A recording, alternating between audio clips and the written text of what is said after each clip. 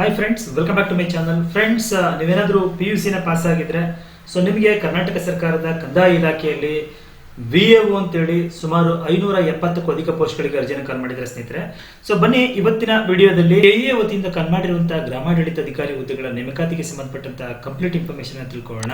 ನೀವು ಯಾವ ರೀತಿ ಅರ್ಜಿಯನ್ನು ಸಲ್ಲಿಸಬೇಕು, ಅರ್ಜಿಯನ್ನು ಸಲ್ಲಿಸೋದಕ್ಕೆ ಏನೆಲ್ಲ ವಿದ್ಯಾರ್ಹತೆ ಇರಬೇಕು, ಮತ್ತೆ ವೇತನ ಎಷ್ಟಿರುತ್ತೆ, ಹುದ್ದೆಗಳ ವಿವರ ಎಷ್ಟಿದೆ, ವಯೋಮಿತಿ ಎಷ್ಟಿರಬೇಕು, ಅರ್ಜಿಯನ್ನು ಸಲ್ಲಿಸೋದಕ್ಕೆ ಪ್ರಾರಂಭಿಕ ದಿನಾಂಕ ಯಾವತ್ತು, ಅರ್ಜಿಯ ಶುಲ್ಕ ಎಷ್ಟಿರುತ್ತೆ, ಆಯ್ಕೆಯ ವಿಧಾನ ಯಾವ ಇರುತ್ತೆ, ಎಲ್ಲದಕ್ಕೂ ಸಂಬಂಧಪಟ್ಟಂತ ಕಂಪ್ಲೀಟ್ ಇನ್ಫಾರ್ಮೇಶನ್ ಇವತ್ತಿನ ವಿಡಿಯೋದಲ್ಲಿ ತಿಳ್ಕೊಳ್ಳೋಣ.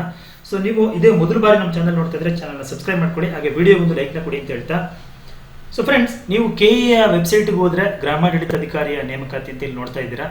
ಇಲ್ಲಿ ಕೆಳಗೆ ಬಂದ್ರೆ ಈ ಒಂದು ವಿವರವಾದ ಅಧಿಸೂಚನೆ ಅಂತಿದೆ, ಅದ್ರ ಮೇಲೆ ಕ್ಲಿಕ್ ಮಾಡಿದ್ರೆ ನಿಮಗೆ ಅಧಿಸೂಚನೆ ಓಪನ್ ಆಗುತ್ತೆ. ಕರ್ನಾಟಕ ಸರ್ಕಾರದ ವತಿಯಿಂದ ಈ ಕಂದಾಯ ಇಲಾಖೆಯಲ್ಲಿ ಕಾಲ್ ಮಾಡಿರುವಂತಹ ಗ್ರಾಮಾಡಳಿತ ಅಧಿಕಾರಿ ಹುದ್ದೆಗಳಿಗೆ ಸಂಬಂಧಪಟ್ಟಂತ ಅಧಿಕೃತ ಅಧಿಸೂಚನೆ ಇದು KEA ಇಂದ ನಡೆಸ್ತಾ ಇರುವಂತದ್ದು. 10ನೇ ತಾರೀಕಿಗೆ ಒಂದು ನೋಟಿಫಿಕೇಶನ್ ಹೊರಬಿದ್ದಿರುವಂತದ್ದು.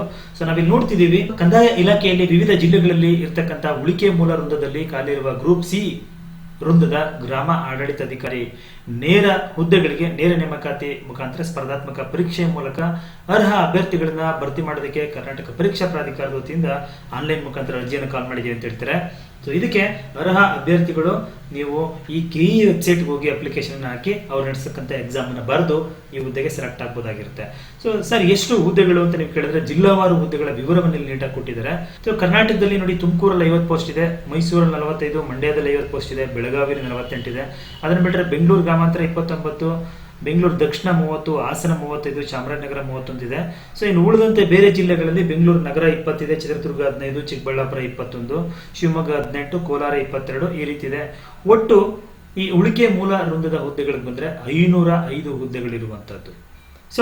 ಹಾಗೆ ಸ್ನೇಹಿತರೆ, ನೀವು ಕಲ್ಯಾಣ ಕರ್ನಾಟಕದ ಅಭ್ಯರ್ಥಿಗಳಾಗಿದ್ರೆ ಕಲ್ಯಾಣ ಕರ್ನಾಟಕದಕ್ಕೆ ಸಂಬಂಧಪಟ್ಟಂತೆ ಒಂದು ಎಷ್ಟು ಹುದ್ದೆಗಳಿದಾವೆ ಅಂತ ಕೇಳಿದ್ರೆ ನೋಡಿ, ಕಲ್ಯಾಣ ಕರ್ನಾಟಕದಲ್ಲಿ 67 ಹುದ್ದೆಗಳನ್ನ ಕಾಲ್ ಮಾಡಿರುವಂತದ್ದು.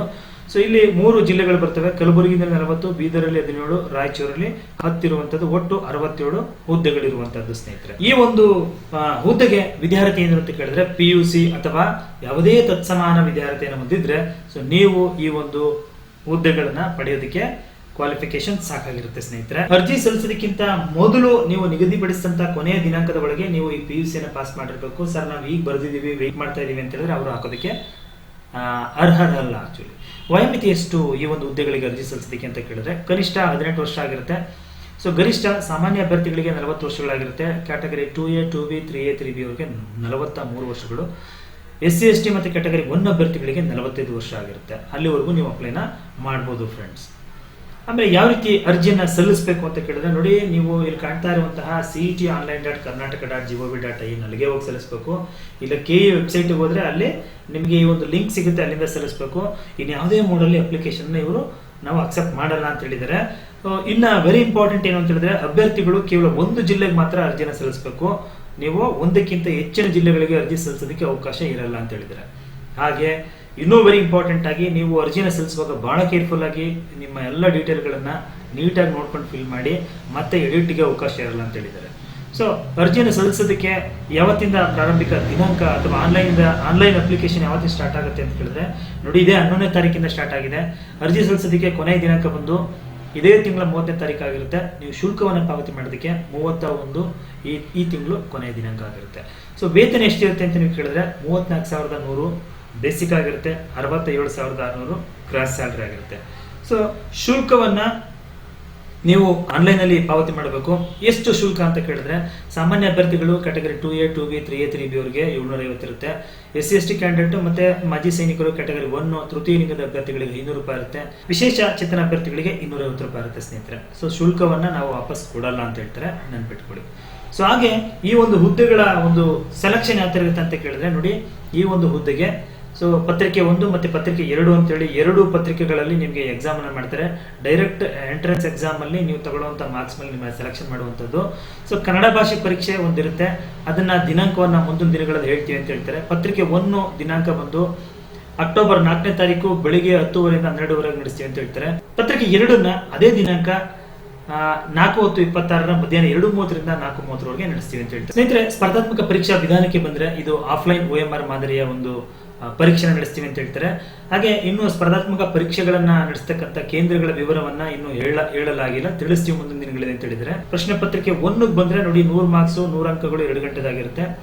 ಪ್ರಶ್ನೆ ಪತ್ರಿಕೆ 2 ಬಂದ್ರೆ ಸಾಮಾನ್ಯ ಕನ್ನಡ, ಸಾಮಾನ್ಯ ಇಂಗ್ಲಿಷು, ಕಂಪ್ಯೂಟರ್ ಜ್ಞಾನ 100 ಕ್ವಶನ್ಗಳು 100 ಮಾರ್ಕ್ಸ್ 2 ಗಂಟೆದಾಗಿರುತ್ತೆ. ನೀವು ಈ ಒಂದು ಪೋಸ್ಟ್ಗೆ ಅರ್ಹರಾಗಬೇಕು ಅಂತ ಹೇಳಿದ್ರೆ ಕನಿಷ್ಠ 35% ಅಂಕಗಳನ್ನ ತಗೊಳ್ಳೋದು ಕಡ್ಡಾಯ ಆಗಿರುತ್ತೆ. ಸೊ ವೆರಿ ಇಂಪಾರ್ಟೆಂಟ್ ಆಗಿ ಇದಕ್ಕೆ ಋಣಾತ್ಮಕ ಮೌಲ್ಯಮಾಪನ ಇರುತ್ತೆ ಅಂತ ಹೇಳ್ತಿದ್ದಾರೆ ಸ್ನೇಹಿತರೆ. ನೆಗೆಟಿವ್ ವ್ಯಾಲ್ಯೂಯೇಷನ್ ಸಿಸ್ಟಮ್ ಇರುತ್ತೆ, ಬಹಳ ಕೇರ್ಫುಲ್ ಆಗಿ ಆನ್ಸರ್ ಮಾಡಿ ಅಂತ ಹೇಳ್ತಾ, ನೀವೇನಾದ್ರು ತಪ್ಪು ಉತ್ತರವನ್ನು ಬರೆದ್ರೆ ಒಂದು ಕ್ವಶನ್ಗೆ 0.25 ಮಾರ್ಕ್ಸ್ ಅನ್ನು ಕಳೀತಾರೆ. ಸೊ ಅದನ್ನ ಬಹಳ ಕೇರ್ಫುಲ್ ಆಗಿ ನೋಡ್ಕೊಳ್ಳಿ. ಸೊ ಹಾಗೆ ಬಂದ್ರೆ ಷರತ್ತುಗಳನ್ನ ಒಂದಷ್ಟು ಕೊಟ್ಟಿದ್ದಾರೆ. ಮತ್ತೆ ಜಾತಿ ಮೀಸಲಾತಿ ಪ್ರಮಾಣ ಪತ್ರಗಳ ಬಗ್ಗೆ ಒಂದಷ್ಟು ಹೇಳ್ತಾರೆ. ನೀವು ಯಾವ ನಮೂನೆಯಲ್ಲಿ ಮಾಡಿಸ್ಬೇಕು, ಏನು ಎತ್ತ ಅನ್ನೋದ್ರ ಬಗ್ಗೆ ಕಂಪ್ಲೀಟ್ ಮಾಹಿತಿ ಇದೆ. ಒಂದಷ್ಟು ವಿಶೇಷ ಸೂಚನೆಗಳನ್ನ ಕೊಟ್ಟಿದ್ದಾರೆ ಸ್ನೇಹಿತರೆ, ಅದನ್ನ ನೋಡ್ಕೊಳ್ಳಿ ಅಂತ ಹೇಳ್ತಾ, ನಿಮ್ಗೆ ಏನಾದರೂ ಇದ್ರ ಬಗ್ಗೆ ಹೆಚ್ಚಿನ ಮಾಹಿತಿ ಬೇಕು ಅಂದ್ರೆ ದೂರವಾಣಿ ಸಂಖ್ಯೆಯಲ್ಲಿ ಕೊಟ್ಟಿದ್ದಾರೆ, ಅದಕ್ಕೆ ಕರೆ ಮಾಡಿ. ಬೆಳಿಗ್ಗೆ 10 ರಿಂದ 6 ಗಂಟೆವರೆಗೂ ನೀವು ಕರೆ ಮಾಡಬಹುದಾಗಿರುತ್ತೆ. ಸೊ ನಂಬರ್ ಬಂದು 08023460460 ಈ ನಂಬರ್ಗೆ ಕರೆ ಮಾಡಬಹುದಾಗಿರುತ್ತೆ. ಫ್ರೆಂಡ್ಸ್ ನೋಡಿದ್ರಲ್ಲ, ಇದು ಕರ್ನಾಟಕ ಸರ್ಕಾರದ ಕಂದಾಯ ಇಲಾಖೆಯಲ್ಲಿ ಕೆಎ ಮುಖಾಂತರ ಮಾಡಿರುವಂತಹ ಗ್ರಾಮಾಡಳಿತ ಅಧಿಕಾರಿ ಹುದ್ದೆಗಳಿಗೆ ಸಂಬಂಧಪಟ್ಟಂತಹ ಒಂದು ಕಂಪ್ಲೀಟ್ ಇನ್ಫಾರ್ಮೇಶನ್. ಮಾಹಿತಿ ಉಪಯುಕ್ತವಾಗಿದ್ರೆ ವಿಡಿಯೋ ಒಂದು ಲೈಕ್ ಕೊಟ್ಟು ಫ್ರೆಂಡ್ಸ್ ಮತ್ತೆ ಫ್ಯಾಮಿಲಿಗೆ ಶೇರ್ ಮಾಡಿ. ಮುಂದಿನ ವಿಡಿಯೋದಲ್ಲಿ ಮತ್ತೊಂದು ಹೊಸ ವಿಷಯದೊಂದಿಗೆ ಮುಂದೆ ಬರ್ತೀನಿ. Thank you, bye bye.